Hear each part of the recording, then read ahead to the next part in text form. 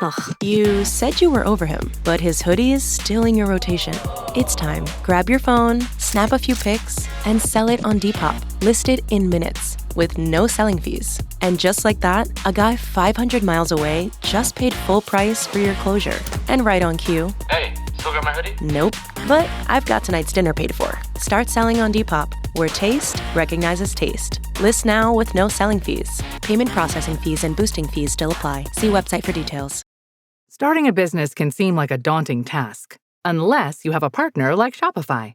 They have the tools you need to start and grow your business. From designing a website to marketing to selling and beyond, Shopify can help with everything you need.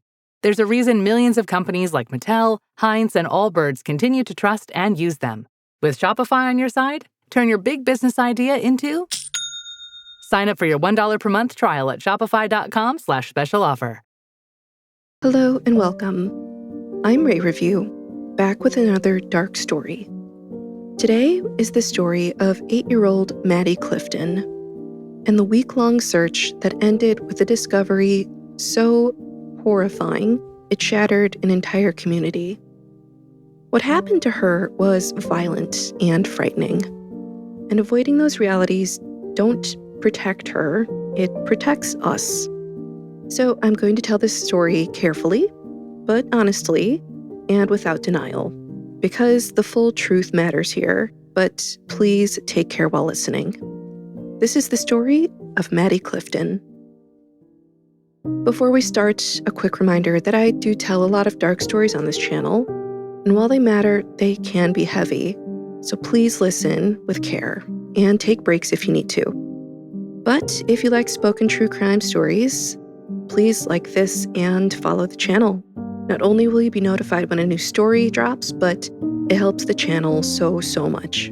If you like watching better than listening, you can watch all of the Ray Review podcasts on YouTube, where I add visuals for additional context, because sometimes that helps. And if you like reading, you can join my newsletter for free on rayreview.com. Thank you for being here and for supporting these stories. Now, let's get into it. Maddie Clifton was born June 17th, 1990, in Jacksonville, Florida. And our story takes place in 1998. Maddie is 8 years old, and she is still rooted in light. She takes piano lessons. She scrapes her knees with the certainty that her home is there waiting for her. She's not aware of how dangerous the world can be. She lives with her parents, Steve and Sheila, and her older sister, Jessica. They live in a quiet neighborhood where the kids moved between houses without thinking twice. These were the days when kids played outside all day, and they came home when it got dark out or for meals. But that's how it used to be.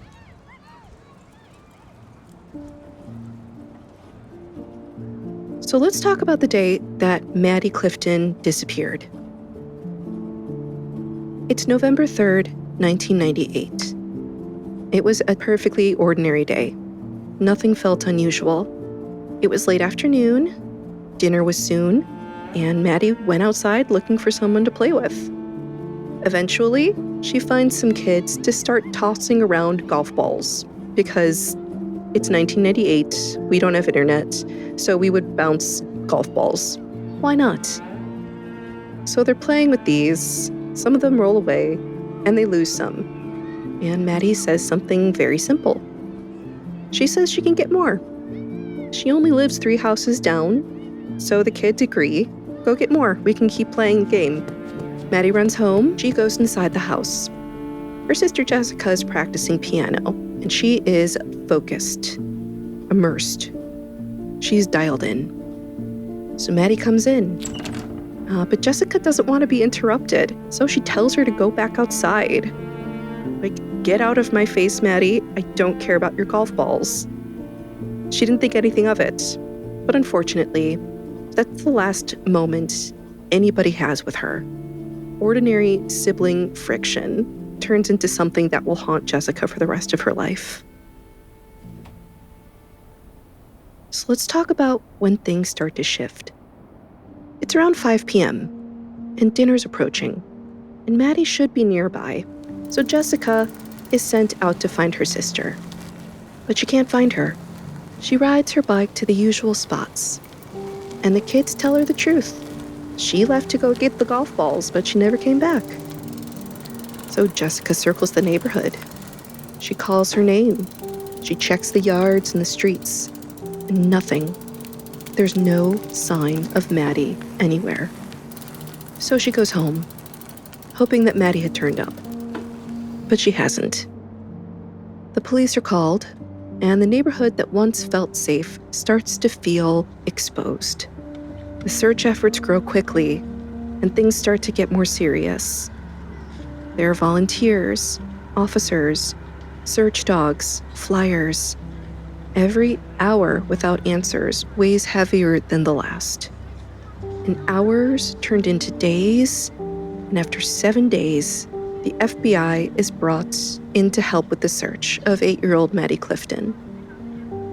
But there's a problem investigators run into early on. No one actually saw Maddie go anywhere suspicious. She wasn't pulled into a car. She wasn't followed down the street. They didn't hear any screams. To the outside world, she simply evaporated. And that created a psychological gap in people's minds. Because when there's no visible threat, people subconsciously rule out the closest possibilities. But what they wound up discovering was beyond anyone's wildest nightmares, to be honest. It turns out, in this case, the call was coming from across the street.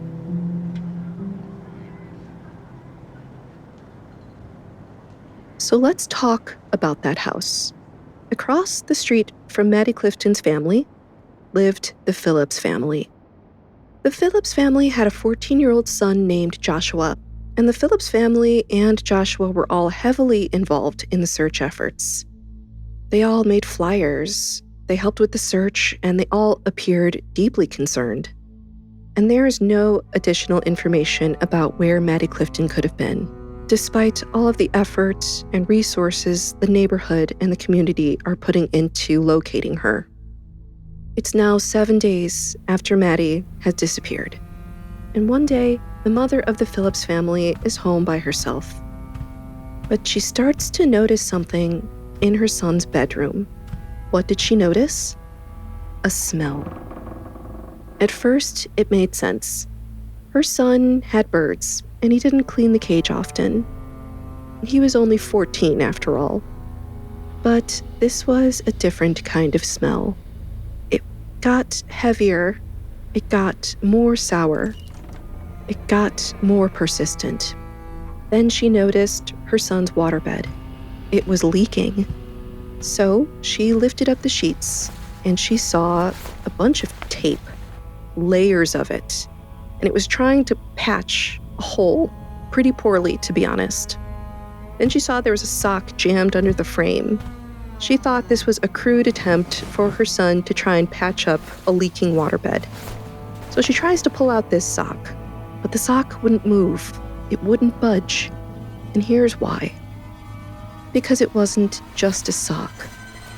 It was the body of Maddie Clifton. After 7 days of searching, 7 days of hope, 7 days of posters, prayers, and patrols, turns out it was Maddie Clifton's body hidden beneath her son's waterbed the entire time. So she calls the police. So let's talk about the room. When investigators entered Joshua's bedroom, they knew 2 things. 1, the murder didn't happen somewhere else, it happened there. And 2, the violence was extreme. There was blood spatter that reached the ceiling. Weapons were hidden nearby, and attempts had been made to mask the decomposition of Maddie's body. But one detail stood out more than the rest. It was a missing person poster of Maddie Clifton placed inside of Joshua's room. So this implies some compartmentalization going on, because it's not denial or dissociation. It's the ability to live normally while maintaining a psychological wall between actions and consequences. It was a really horrifying scene. So how could this have possibly happened? Investigators needed to find out. So police drive to the middle school of 14-year-old Joshua Phillips and arrested him for the murder of Maddie Clifton. And according to Joshua, this is what happened the day Maddie Clifton went missing. Josh told the police that Maddie had come over to play baseball on November 3rd, and he accidentally hit Maddie in the eye with a baseball. But Maddie wouldn't stop crying, and so he dragged her into his house, afraid that his father, an alcoholic with a temper, would find out he was playing with someone. He recalls Maddie's clothes falling off as he dragged her into his room. She wouldn't stop crying, so he hit her again with a baseball bat to stop her from screaming, and it made her go unconscious. So he stuffed her body under his bed while she was still unconscious. His father came home. He and Josh have a conversation. A little time passes, and he goes back to his room, where he finds Maddie is still alive, moaning under his bed. So he removed the waterbed mattress, cut her throat, and stabbed her in the chest 7 times with a knife.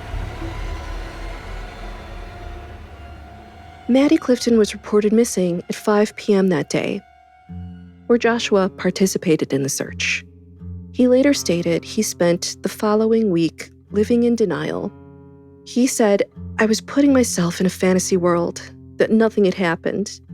That was my defense mechanism for everything when I was a kid. I never made the decision to ignore it. I just did." A question comes up often: why did Joshua hide Maddie's body? And how could nobody have noticed? Joshua hid Maddie Clifton under his waterbed for reasons that likely overlap, rather than simplify. Probably did it out of fear of punishment or fear of discovery. To simply put it, out of sight, out of mind. Joshua was 14 years old, and he was still a child, and his distorted belief that hiding a problem could make it disappear. The waterbed itself delayed the decomposition odor. The mattress trapped heat and moisture, slowing airflow, and the room door remained closed. The smell did exist. It just took time for it to become unmistakable. But that delay was all that was needed to give the community false hope that Maddie was still alive. So let's talk about the aftermath. Joshua Phillips went to trial July 6th, 1999, just 7 months after the crime. And despite only being 14 years old when the crime happened, he was tried as an adult. The trial only lasted 2 days, which is actually an unusually short amount of time for a trial, but this was because the defense didn't call any witnesses. The jury only took 2 hours to convict Joshua Phillips of first-degree murder. He was later sentenced to life in prison without the possibility of parole. He was not eligible for the death penalty as he was under 16 years old. While in prison, Joshua Phillips completed his gen ed development in prison and later took college classes. He works as a paralegal in prison, assisting other inmates with their appeals, and also works as a tutor. He now plays guitar in a band and participates in religious services and yoga, and has been acknowledged as a model prisoner. In 2008, Joshua Phillips declined to write a letter of apology to Maddie Clifton's family, saying that they deserved an apology from him in person, as they would not be able to see his sincerity in a letter. Maddie Clifton's mother subsequently stated that she had no interest in speaking to Joshua Phillips. There has been much controversy about this verdict, seeing how Joshua Phillips was 14. This case is often remembered for how Maddie Clifton's body was found, but it really is so much more than that. This case forces us to confront how we judge children who commit crime. especially if it's irreversible, and what we believe punishment is meant to accomplish. Is the sentence meant only to condemn them, or also to assess whether change is possible over time? These are uncomfortable questions. It causes a lot of tension between justice for a victim and a system that must decide whether growth, maturity, and moral development can ever matter once a line is crossed. Florida's 2nd District Court of Appeal upheld 14-year-old Joshua Phillips' life sentence, despite growing discomfort around sentencing a child to die in prison. Over the years, even key figures involved in the original decision, including the prosecutor and sheriff, have publicly expressed regret, acknowledging that Phillips' age probably should have carried more weight when determining his sentence. Legal tides began to shift after the U.S. Supreme Court ruled mandatory life without parole for juveniles is unconstitutional, which opens the door for resentencing for Joshua Phillips. He was granted a new hearing in 2017, where Maddie Clifton's mother asked the court to uphold the sentence. The judge ultimately reimposed life in prison, but with the possibility of future review. As of 2023, Joshua Phillips' sentence remains in place. It may be reconsidered based on the demonstrated maturity and rehabilitation of his time in prison. Leaving this case suspended between punishment, accountability, and the evolving understanding of juvenile justice. Over time, changes in juvenile sentencing laws have reopened conversations about his punishment. But for Maddie Clifton's family, these conversations reopen wounds every time they hear about it. Because the time doesn't soften the loss, it stretches it. And Jessica Clifton has spoken publicly about the weight of her final interaction with her sister. And this is what grief does. It interrogates ordinary moments. There really is no version of this story where justice feels complete. This case really has no winners. It is a tragedy every way you look at it. This didn't just end one child's life, it destroyed 2 lives. Maddie Clifton lost her future, and Joshua Phillips lost his freedom. The tragedy of this case is not that responsibility is unclear. It isn't. Maddie Clifton was killed by Joshua Phillips. He made deliberate, devastating choices, including efforts to conceal the crime. That harm is real, irreversible, and owed to Maddie Clifton first and always. The deeper horror is that Maddie's last day was spent running down the street, thinking about golf balls. And then the next minute, we can only speculate on how horrifying her final hours were. And that's the thing. We don't know how drastically things can change in an instant.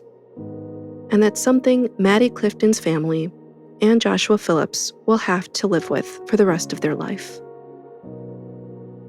Thank you for letting me guide you through this story. Please take a breath after this one. I know this was a doozy, and please be kind to yourself after heavy stories. If you found this valuable, please give this story a like and follow along if you want more dark, complicated stories like this one. Please stay safe and stay curious. I'm Ray Review, and I will see you in the next dark story.